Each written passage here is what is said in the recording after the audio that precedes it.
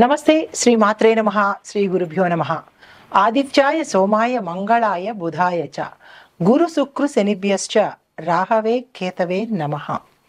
మనకి ఖగోళ శాస్త్రంలో దృక్పంచాంగం ప్రకారము జ్యోతిష ప్రకారము 9 గ్రహాలు మనకి 12 రాశులు ఇలా విభజించబడి ఉన్నాయి.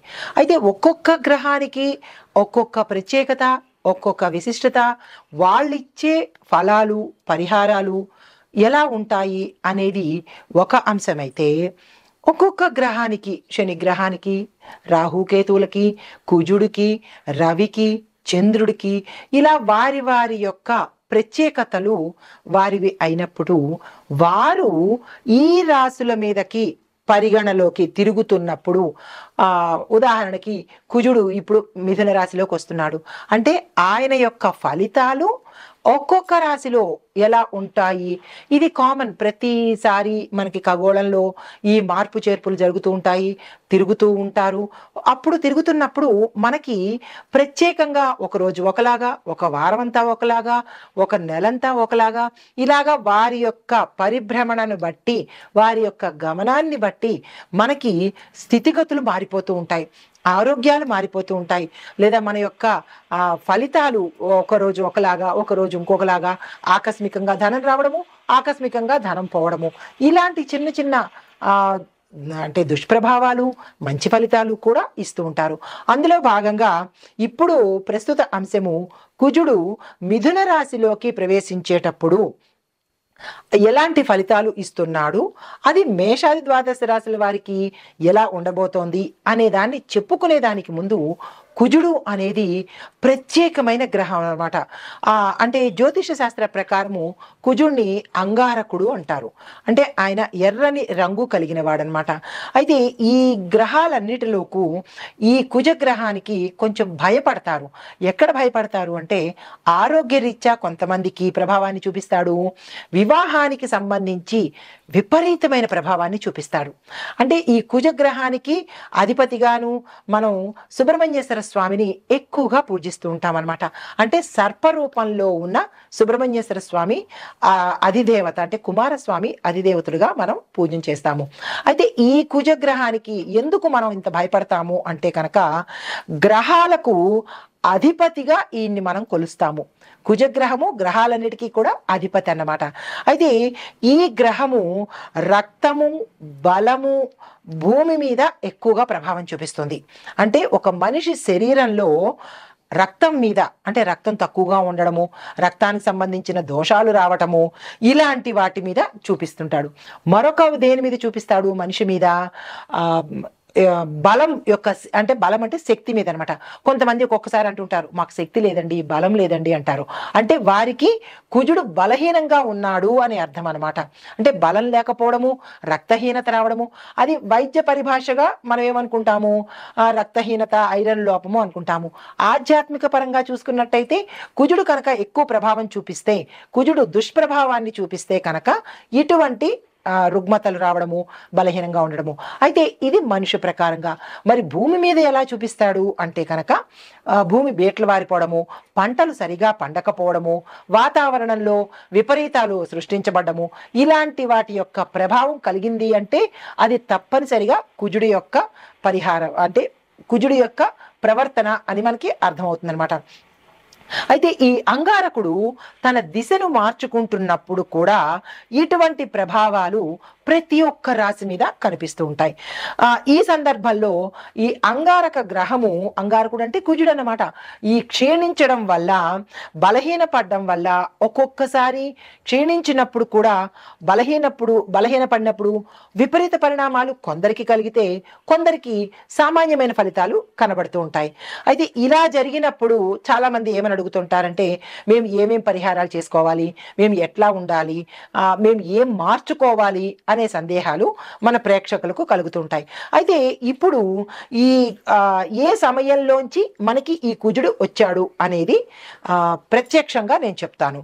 ఈ గ్రహ మార్పు అనేది ఎవరికి అధిపతి అంటే కుజుడు మేషరాశికి, వృశ్చిక రాశికి అధిపతి. ఇలా ఈ గ్రహాలన్నీ కూడా కొన్ని కొన్ని రాశులకు అధిపతి అవుతారు. ఇప్పుడు శనేశ్వరుడు ఉన్నాడు, మకర కుంభాలకు అధిపతి అన్నమాట. అలాగే కుజుడు మేషరాశికి వృశ్చిక రాశికి కూడా అధిపతి. ఈ అధిపతులు అవ్వడం వల్ల ఒక రకమైన అంటే వారికి ఫేవర్ చేస్తూ ఉంటాడు. ఎవరైతే ఏ రాశులకు అధిపతి అవుతారో ఆ రాశులకి ఫేవర్ చేస్తూ, అంటే ఫేవర్ అంటే మరీ ఎక్కువ ఫేవరిజం కాకుండా కొంచెం సులువు సూత్రాలు ఇస్తుంటాడు. అయితే మిగతా రాశుల వాళ్ళకి ఇవ్వడా అంటే మిగతా రాశుల వాళ్ళకి ఇస్తాడు, కాకపోతే వీరి మీద ప్రభావం ఎక్కువగా ఉంటుందన్నమాట. ఇంకొక పరంగా చూసినట్టయితే కనుక ఈ కుజగ్రహము గత సంవత్సరం అక్టోబర్లో 20వ తారీఖున అంటే 2024 అక్టోబర్లో మిథున రాశిని వదిలేసి కర్కాటకంలోకి ప్రవేశించాడు. కర్కాటకంలోకి ప్రవేశించినప్పుడు ఆ గ్రహస్థానము ఆ ఏడాదంతా ఉంది. అంటే అక్టోబరు, నవంబరు, డిసెంబరు, జనవరి వరకు ఉంది. జనవరి 21 నుంచి మళ్ళా తన స్థానాన్ని మార్చుకొని 25 అంటే 2025 ఇప్పుడు ప్రస్తుతం అన్నమాట. జనవరి 21 నుంచి మళ్ళా మిథున రాశిలోకి వచ్చేసాడు. మిథునంలోకి కర్కాటకంలోకి వెళ్ళి మళ్ళా రివర్ట్ అయ్యి మళ్ళా మిథునంలోకి వచ్చాడనమాట. ఈ మిథునంలోకి రావడం వల్ల ఎటువంటి పరిణామాలు చోటు చేసుకుంటున్నాయి, వెళ్ళినవాడు మళ్ళీ వెనక్కి తిరిగిపోయాడు, తిరగడం వల్ల ఏమైంది, ఎలాంటి పరిణామాలు చోటు చేసుకుంటున్నాయి అనే అంశంలో కనుక మనం చూసినట్టయితే ఈ విషయాన్ని పరిశీలించేదానికి ముందుగా మీకు ఒక చిన్న విషయం చెప్తాను. అదేంటంటే కుజుడు బలహీనంగా ఉన్న వారిలో ఏమిటి లోపాలు మనకి మన వ్యక్తిగతంగా పరిశీలన చేసుకోవచ్చు. అది ఎలా పరిశీలన చేసుకోవాలి అనేది ఒక్కొక్క పాయింట్ చెప్తాను, వినండి. మనలో ఆత్మవిశ్వాసం పోతుంది, అంతవరకు కాన్ఫిడెంట్గా ఉంటాం. ఎస్, నేను ఏదైనా చేయగలను అని కాన్ఫిడెన్స్ ఉంటుంది. ఎప్పుడైతే కుజుడు బలహీనపడ్డాడో అప్పటి వరకు బాగున్న వాళ్ళు ఏమంటారు, నేను ఈ పని చేయలేను, నేను చాలా బలహీనంగా ఉన్నాను, నాకు అసలు బాగోలేదు, నేను చేయగలనా అని ఒక నిరాశలోకి వెళ్ళిపోతారనమాట. అప్పుడు మనం ఏం గ్రహించుకోవాలి, ఓహో కుజుడు బలహీనపడ్డాడు అని ఒక చిన్న ఇండికేషన్ అనమాట. దీనితో పాటుగా ఏమిటి, తొందరగా అనారోగ్యం పాలైపోతారు. రెండో పాయింట్, ఫ్రీక్వెంట్గా హెల్త్ ఇష్యూస్ వస్తుంటాయి, జలుబు, దగ్గులు, ఇలా ఏవేవో హెల్త్ ఇష్యూస్ వస్తుంటాయి. అలాంటప్పుడు కూడా మనం ఏం గమనించుకోవాలి, కుజుడు బలహీనపడ్డాడు అనే అంశాన్ని పరిశీలన చేసుకోవాలి. మూడో పాయింట్ ఏంటంటే ఏ నిర్ణయాలు తీసుకోవాలన్నా తటపటాయిస్తుంటారు. అది ఎవరైనా విద్యార్థులు కావచ్చు, ఎవరైనా మనిషి ఏదైనా నిర్ణయం తీసుకోవడానికి పదే పదే ఆలోచిస్తుంటాడు. మనం కూడా ఏమనుకుంటుంటాం, ఇది చెయ్యాలా వద్దా, వద్దులే అని కాసేపు, లేదు తప్పనిసరిగా చెయ్యాలి అని మరుక్షణం అనుకుంటాం. మళ్ళా ఏమంటారు, వద్దులే అని డైలమాలో సందిగ్ధంలో పడతారు. అలాంటప్పుడు మనం ఏమనుకోవాలి, ఇది ప్రతి ఒక్కరికి ప్రతి జీవితంలోనూ అనుభవంలోకి వచ్చిందే, కావాలంటే మీరు చెక్ చేసుకోండి. అప్పుడు మనం ఏమనుకోవాలి, కుజుడు మనకి బలహీనపడ్డాడు అని మనం వెంటనే గుర్తు తెచ్చుకోవచ్చు. ఇది మూడో పాయింట్. ఇక నాలుగో పాయింట్ ఏంటంటే ఇంట్లో పిల్లలకు, పెద్దవాళ్ళకి ఇలాగా, చిన్న పిల్లలకి తరచూ అనారోగ్యం రావడం, ఊరికే పడిపోతూ ఉండడము, ఊరికే దిష్టి తగులుతూ ఉండడము, వారు ఏ పని మీద ఇంట్రెస్ట్ చూపించకపోవడము, కడుపు నొప్పని, తలనొప్పని ఏదో సాకులు చెప్తూ ఉండడము, ఇలా వాళ్ళు ప్రవర్తిస్తున్నారు అంటే కనుక తల్లిదండ్రులకి వెంటనే గుర్తుకు రావాలి, ఏమని, మనకి కుజుడు కుజుడు బలహీనంగా ఉన్నాడు అనే అంశాన్ని గుర్తు తెచ్చుకోవాలి. ఇది నాలుగో పాయింట్ అనమాట. అయితే శరీరంలో కొంతమందికి రక్తము తగ్గిపోతూ ఉంటుంది. రక్తం ఎప్పుడైతే తగ్గిపోయిందో వైద్యపరంగా ఏం చెప్తాం, ఎనీమియా వచ్చేసింది, వీళ్ళకి రక్తహీనత వచ్చింది అని డాక్టర్లు చెప్తారు. కానీ డాక్టర్లు ఏం చెప్తారు, మందులు చెప్తారు తప్ప వాళ్ళకి ఆధ్యాత్మిక పరంగా తెలియదు కదా, జ్యోతిష పరంగా తెలియదు కదా. జ్యోతిష పరంగా మేమేం చెప్తాము అంటే, కుజుడు బలహీనపడ్డాడు కాబట్టి కుజుడికి సంబంధించిన గ్రహాలు శాంతి చేయించుకుంటే, ఎందుకు, కుజుడు రక్తం మీద ప్రభావాన్ని చూపిస్తాడు కాబట్టి దానికి సంబంధించిన పరిహారాలు చేసుకోవాలి. అది తప్పనిసరిగా మనకి జాతకంలోనే బయటపడుతుంది. డాక్టరు నాడి పట్టుకుంటేనో, స్టెత్ పట్టుకుంటేనో, కళ్ళు చూస్తేనో రక్తం లేదు అని చెప్తాడు. జ్యోతిష్యులు ఏం చెప్తారు, జాతక పరిశీలన చెయ్యంగానే అందులో మీకు కుజదోషం ఉంది కాబట్టి మీకు ఈ పరిస్థితులు వస్తున్నాయి అనే అంశాన్ని చెప్తారు. అంటే ఇటు వైద్యపరంగానూ కరెక్టే, ఇటు ఆధ్యాత్మిక పరంగానూ కరెక్టే. రెండు మనం తీసుకోవాలి. ఈ రెండు తప్పనిసరి, ఒకటే బేస్ మీద కాకుండా. అయితే దీనికి మనం ఏం చేసుకోవాలి అంటే కనుక ఎక్కువ క్యారెట్ తీసుకోవాలి. అంటే రక్తం తక్కువ ఉన్న వాళ్ళకి రెమెడీస్ చెప్తున్నాను. క్యారెట్ తీసుకోండి, టమాటాలు తీసుకోండి, బీట్రూట్లు, పప్పు, బెల్లము, ఇటువంటి పదార్థాలు మీరు తీసుకుంటూ ఇవే పదార్థాలు దానంగా ఇచ్చేయండి. అంటే వైద్యపరంగా మీరు ఇవి తింటూ ఉండాలి, ఆధ్యాత్మిక జ్యోతిష్యపరంగా ఇవి దానాలు ఇవ్వాలి. ఇస్తే అటు డాక్టర్ని మీరు సాటిస్ఫై చేసినట్టు, ఇటు గ్రహాల్ని కూడా సాటిస్ఫై చేసినట్టు అనమాట. గుర్తుపెట్టుకోండి, ఇవి మీరు దానంగా ఇవ్వాలి. దీనితో పాటుగా సాధ్యమైనంత వరకు డాక్టర్లు ఏం చెప్తుంటారు, ఎక్కువగా మీరు నేల మీద పడుకోండి, దిళ్ళు పెట్టుకోకండి అని చెప్తుంటారు కదా, అది వైద్యపరంగా. అయితే ఇప్పుడు జ్యోతిషపరంగా కూడా మనం ఏం చేయాలి, కుజగ్రహం తక్కువగా ఉన్నప్పుడు, బలహీనంగా ఉన్నప్పుడు తప్పనిసరిగా మీకు ఈ సిమ్టమ్స్ కనపడుతుంటే నేల మీదే పడుకోండి. ఎందుకు అంటే కుజుడు అంటే అంగారకుడు భూమిపుత్రుడు కదా, కాబట్టి భూశయనం తప్పనిసరి అన్నమాట. అప్పుడు కొంత గ్రావిటేషనల్ పవర్గా, అంటే నేను మీకు రెండూ చెప్తున్నాను, ఆధ్యాత్మికంగాను చెప్తున్నాను, అంటే ఆధ్యాత్మికం అంటే జ్యోతిషపరంగాను చెప్తున్నాను, ఇటు వైద్యపరంగాను చెప్తున్నాను. ఈ వైద్యపరంగా కూడా ఏం చేయొచ్చు, మనం నేల మీద పడుకోవచ్చు. నేల మీద ఎందుకు అంటే భూమికి గ్రావిటేషన్ పవర్ ఉంటుంది కాబట్టి మనలో ఏదైనా శక్తిహీనత ఉంటే, వెంటనే నెగిటివిటీ ఉంటే అది భూమి తీసేసుకుంటుంది అనమాట. ఆ పరంగా భూమి మీద పడుకోమని చెప్తారు. ఇటు జ్యోతిష పరంగా అంగారకుడు భూమిపుత్రుడు కాబట్టి భూశయనం చేస్తే మనకి రక్త ప్రసరణ ఎక్కువగా, నరాలు యాక్టివేట్ అయ్యి రక్త ప్రసరణ వృద్ధి అవుతుంది. ఇది రెండు పరంగా చెప్తున్నాను, జాగ్రత్తగా వినుకోండి. దీంతో పాటుగా ఏం చేయొచ్చు అంటే కనుక ప్రతిరోజు సూర్యుడికి నమస్కారం పెట్టాలి, తప్పదు. సూర్యుడికి నమస్కారం పెడితే కొంత పరిహారం కలుగుతుందన్నమాట. దీనితో పాటుగా మరికొంత ఏంటంటే చిన్న చిన్న పరిహారాలు చెప్తాను. ఆ పరిహారాలు జ్యోతిష్య పరంగా చెప్తాను, అది తర్వాత ఎపిసోడ్లో చెప్తాను. తప్పనిసరిగా వినండి, స్కిప్ చేయకండి.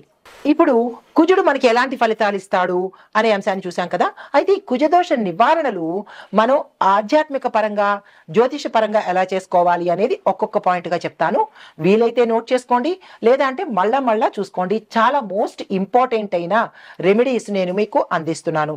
కుజదోష నివారణకు శివాలయంలో ఏకాదశ రుద్రాభిషేకం చేయించుకోవాలి, మొదటి పాయింట్.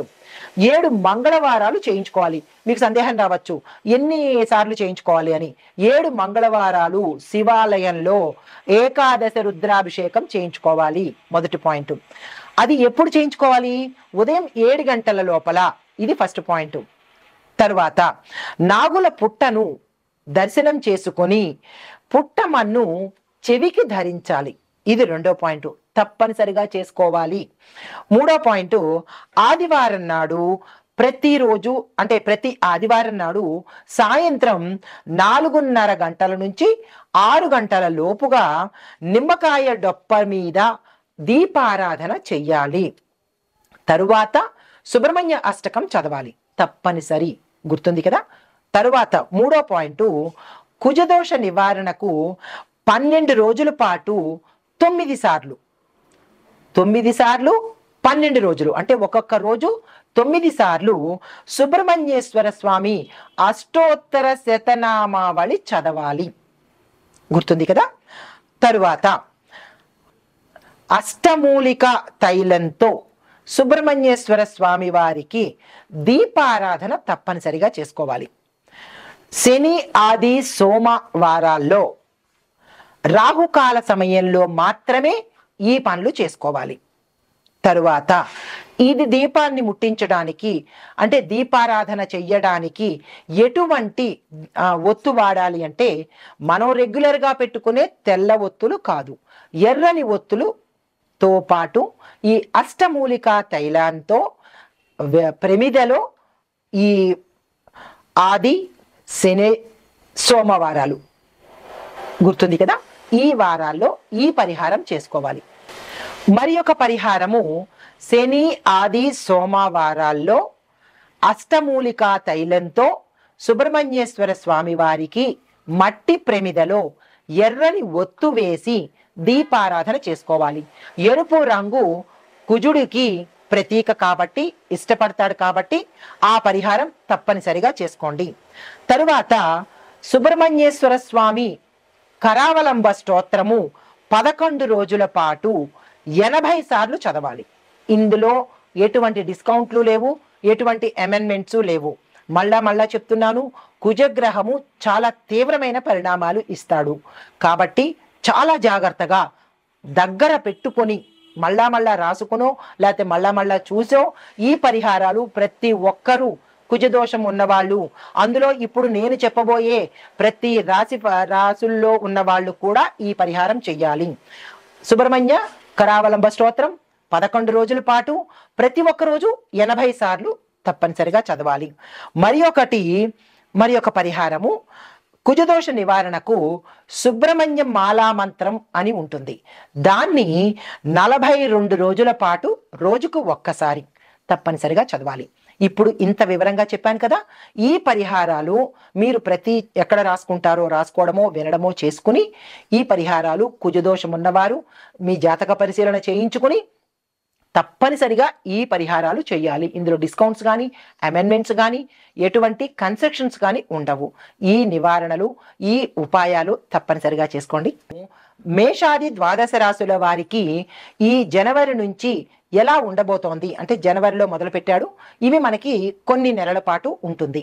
2025లో ఈ ప్రభావం ఎలా ఉండబోతోంది మేషాది ద్వాదశ రాశుల వారికి అనే అంశంలో ముందుగా కుజగ్రహము రావడం వల్ల బుధగ్రహం ప్రభావము అంటే బుధుడి యొక్క ప్రభావము తీవ్రతరమయ్యి కొన్ని రంగాల్లో ఉన్న వాళ్ళకి మార్పులు చేర్పులు జరుగుతూ ఉంటాయి. అయితే కుజ ప్లస్ బుధ వీళ్ళు ఇద్దరూ కలిసి ఉండడం వల్ల వివాదాలు ఏర్పడతాయి.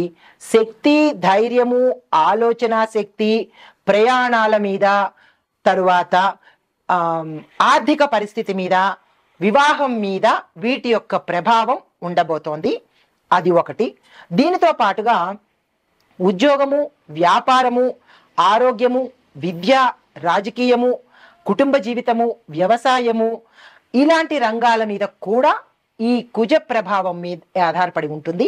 ఎలాంటి ఫలితాలు ఇస్తున్నాయి గ్రహాల యొక్క ఫలితము చూసినట్టయితే, ఉద్యోగస్తులకు కొత్త అవకాశాలు వస్తాయి. అయితే మేనేజర్ స్థాయిలో ఉండే వారికి తీవ్రమైన ఒత్తిడి కలుగుతుంది, టెన్షన్స్ వస్తాయి, మానసిక ధైర్యం కోల్పోతారు.